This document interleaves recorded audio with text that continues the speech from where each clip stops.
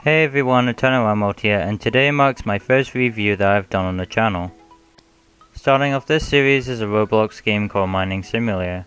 This game deserves some attention since it came out last month and players have already started flocking towards playing it. The game has been updated with all new benefits in the mix, and will want players back for more features and ores to discover. Most importantly, the game is now available for Xbox, so others can play on a console instead of PC or tablet. Not to mention, there are many badges to collect from mining a certain number of blocks, first obtaining an underground material, and milestones for reaching rebirths, which I'll talk more about later. It's a good way to make the player feel happy about themselves to accomplish something, and show off to their friends. Don't be too boastful about it though, and look, they even got emeralds. Now this is my type of game.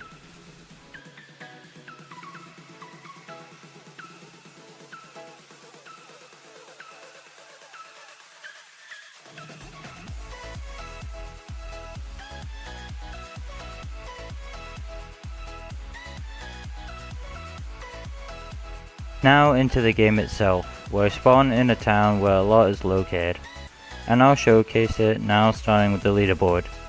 There's one for the people who mine the most blocks, and there's another with the most rebirths, which again I'll discuss shortly. If you think you can beat them, go ahead, but it will take a long time, I promise you. I mean, just look at those scores. Next are the mining ranks. This is like one of my favorite features in the game so far, just because I like the idea of giving titles for the players who have achieved a certain milestone, much like the badges.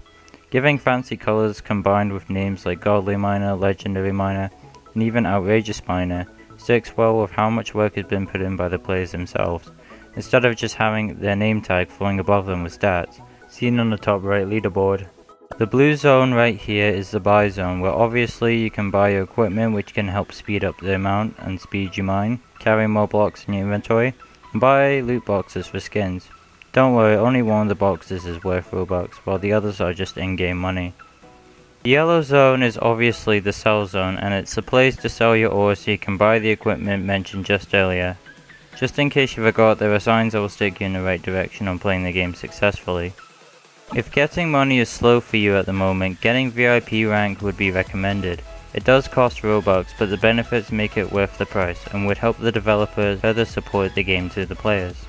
Now to show you the process of collecting ores, well, grass and dirt for the time being, and selling it to the zone to buy equipment soon after. My pick isn't the best, but it still works for dirt and grass, and only those two blocks. Another thing to note is that the developer has a Twitter account where following can lead to leaking special codes that can unlock something. You won't know what until you redeem it.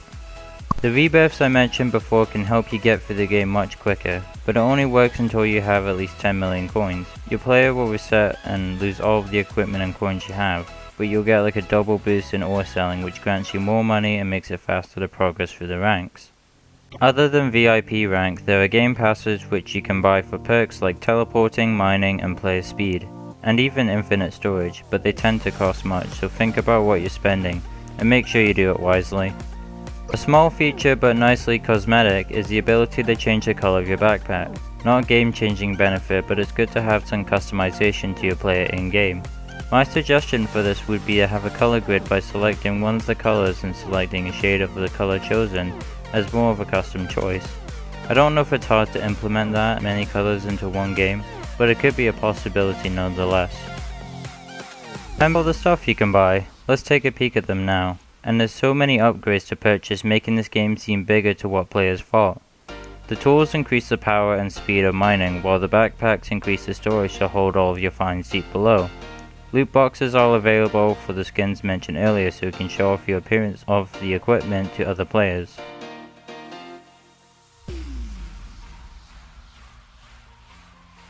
The mines are busy and players are caving in all these deep holes as easy to fall in like I just did now. You can get back with the teleport to surface button for easy access.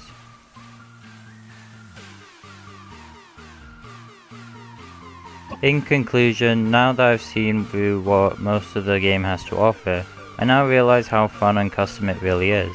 It isn't just a game where you give a player a pick and force them to click on ores to obtain them.